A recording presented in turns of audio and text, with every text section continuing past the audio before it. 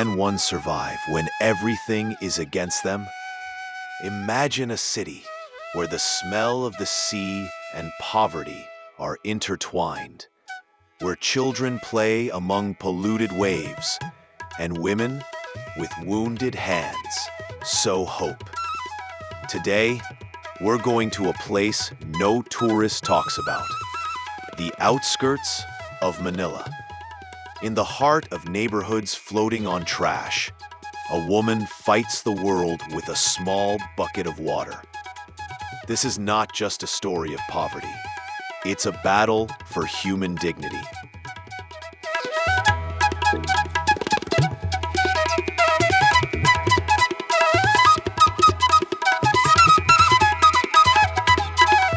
In the heart of Manila, between bustling ports and gleaming glass towers, another world breathes.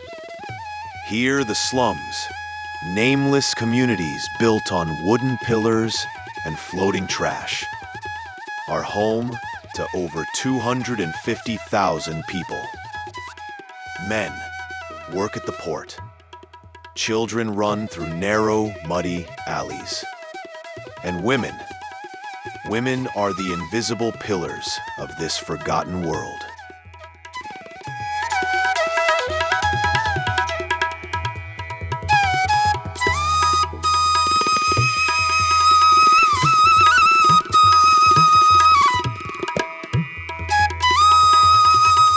My camera first arrived here at dawn, when the air was misty and the waves played with the wooden walls of the houses. The roofs were made of rusty sheets, and every sound, from a baby's cry to a child's laughter, echoed through these narrow alleys. But amidst the chaos and the stench of sewage, there was something that moved my heart: the power of women. Maria, a 30-year-old mother of 3, wakes up every morning to the sound of cargo ships' horns. She boils polluted water, washes clothes, and then goes to her neighbor's house to help cook for 15 other children. When I asked her why she tries so hard despite having nothing, she said, "Because if we don't have each other, no one will have us."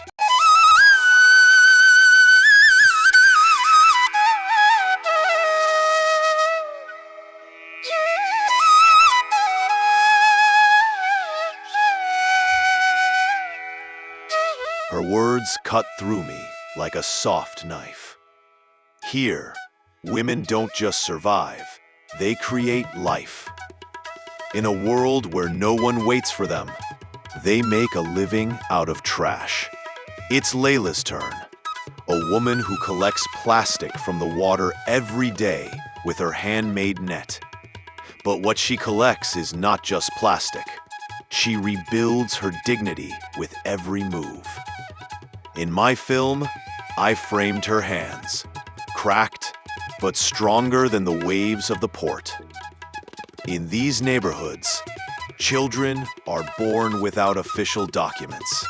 No map recognizes them. But when the sun sets, a woman with a small oil lamp goes to class and teaches the kids the alphabet. The flickering light of the lamp dances on their faces. Faces that navigate a thin line between poverty and hope.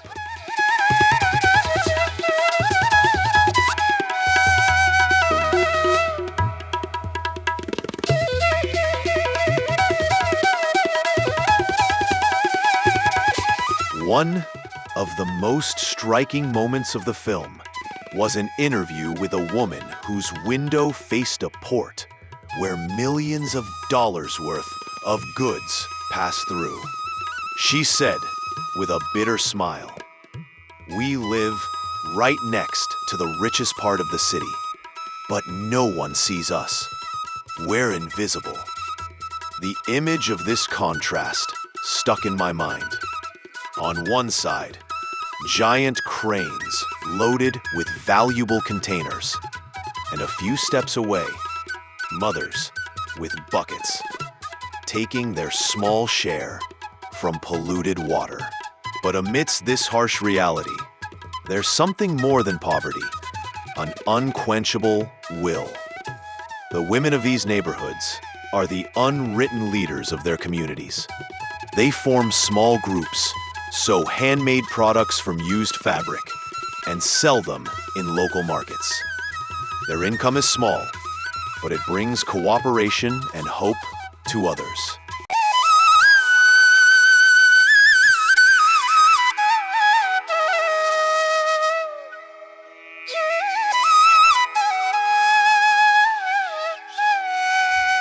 When I stepped back from my camera and sat behind the monitor to review the footage, I realized all the scenes had a common theme: life.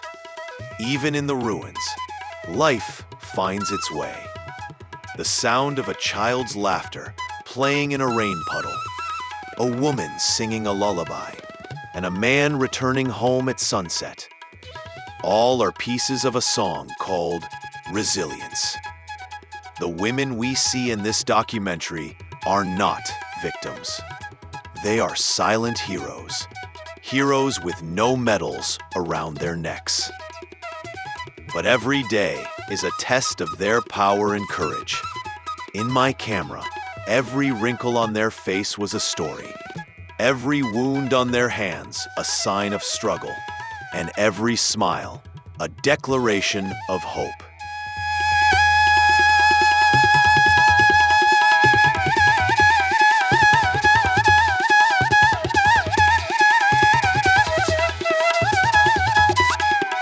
The slums may be nameless on official maps, but for me and anyone who has set foot in that misty soil, this is a symbol of women's power in a world that has humiliated them.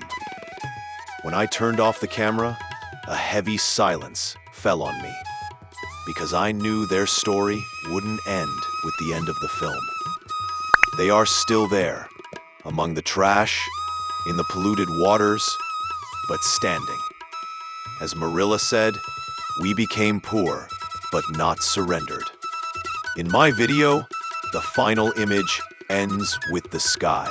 A child runs with a torn kite, shouting. The camera rises, and we see the city of Manila from above. The contrast between the shiny towers and the rusty metal roofs. And the narrator's voice in the background says, "Cities have souls, and the soul of Manila beats in the hands of these women."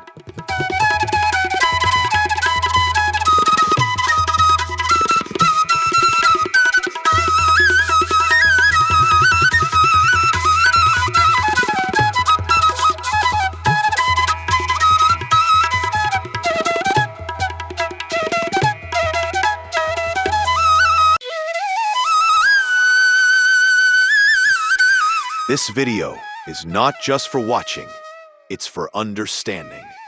If this story touched your heart, show it to others. Maybe with a simple share, the voice of a woman who has been forgotten by the world will be heard. Be grateful, be aware, and believe that even in the darkest corners of the earth, the light of humanity passes through the cracks. Beauty is in resistance. Right where the world pulls back, they move forward.